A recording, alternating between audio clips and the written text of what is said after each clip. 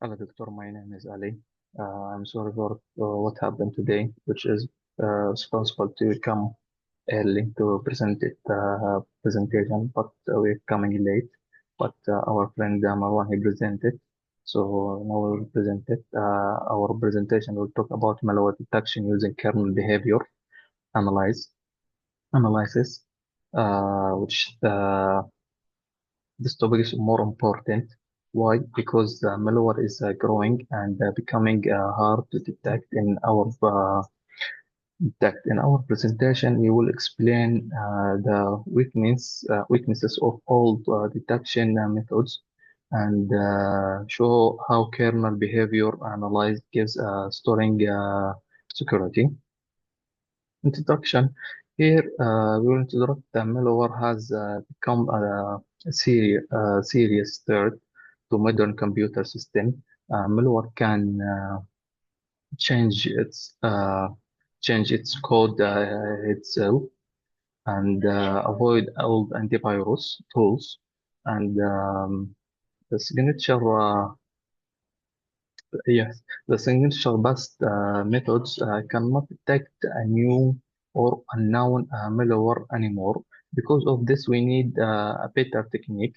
One of big solution is watching the behavior of program inside the kernel, where action cannot be headed or affected. A signature-based methods. Uh, Here we will explain how it's work. The system take input like a program file, network data, and action logs. Also, it's look for a simple features such as byte pattern and hash value. This is compare. Then it compares this future with a database, bigger database, yes, of a known null malware. If uh, if if it find it, if it find it, okay, uh, match the system gives in layer and may quarantine, okay, the file. If there is no match, the file is marked as a safe or unknown. Okay, the method needs update, but this method was the problem for me. I think it's or he needs to update it all the time, and a new malware can easily avoid it. Okay, here this image I shared it with you. I will explain it. Okay, not all of them, but I will explain to talk about what. The images show a flow chart of the whole process. It show where the data enters, how requests are futures are taken, show also how the system check the signature database and how errors are made. It also show why this method what can fail if the malware change its code. Secondly, we have user level behavior analyze. Uh, Here we talk about how it's work. Like I explained, we have here 3 points. The first point is signature based uh, methods, and the second user level behavior analyze. We will explain how it's work. Okay, so in this part here, how I can say it. Yeah, it was what the user and the program uh, do, like open file or starting apps, browser the internet, and making network request Also, all action are saved in timeline. Okay, and the system. Uh, what happened with the system? Sorry. The system then looks for a special pattern.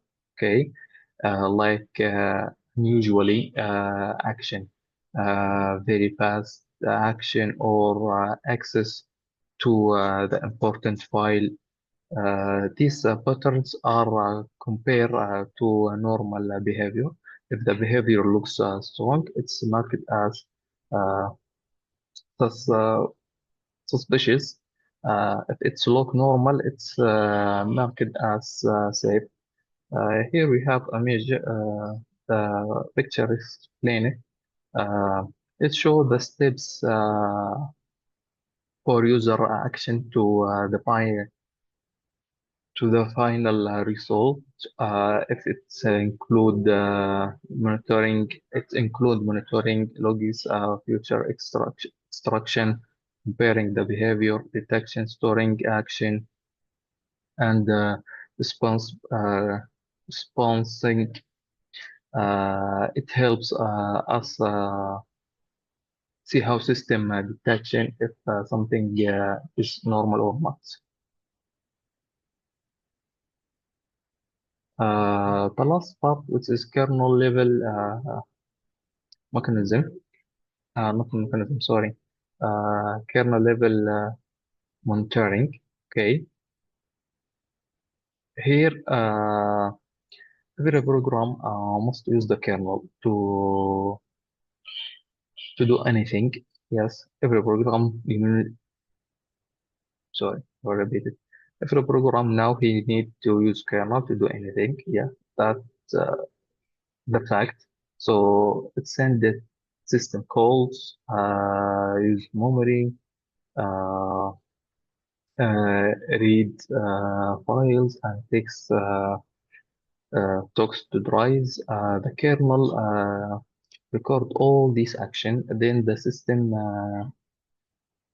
clean clean the data, save it, and takes important future like unusual system calls or a high prevailed action. These features are different. Yes, I'm sorry for that. I'm a library now, so you tell me this correctly from here, but I will finish my part first. Uh, what I should say, what I can say. Yeah, the future are compare and to normal kernel behavior if they look yeah, different. The system uh, marks marks them as suspicious and takes action to protect the system. Okay, here we have the picture which explain show all steps in the order, system calls, kernel hacks, uh, filtering, logics, and future extraction, uh, behavior analyze, and the final security responsible. It show how the system can look stop dangerous processes. So I will let you, my friend, with next part.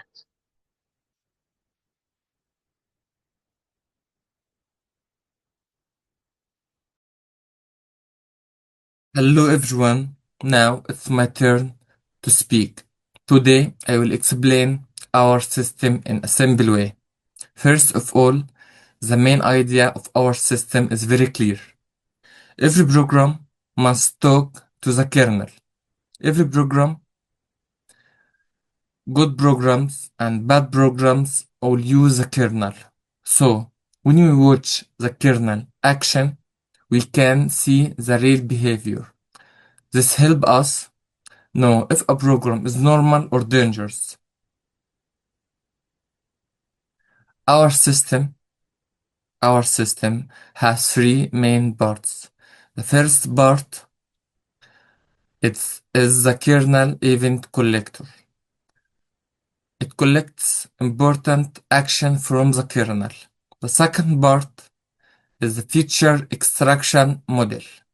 It takes the raw data and turn it into simple feature. The third part is the detection engine. It uses rules or machine learning to decide if the program safe or not. Now, I will explain how the system works. When a program starts, the system collects the kernel event in real time. Then, these events become patterns. After that, the engine checks the patterns. It decides it decides if the program is normal or not. If it's dangerous, the system can send an alert or block it. This method has many advantages. It is light, fast, and does not use signature. It can detect new and unknown malware, and because malware cannot hide from the kernel, the results are very important. Next, I will talk about feature extraction. We took the raw kernel logs and change them into useful information. We look at system call sequences, activity, frequency, and special events. These features help us understand how the program behaves. Finally, for detection, our system uses two ways. The first way is machine learning. It learns the difference between good and bad behavior. It the second way is rule-based detection. It checks for no dangerous action. In the end, the system says if the program is begin or not. Thank you for listening.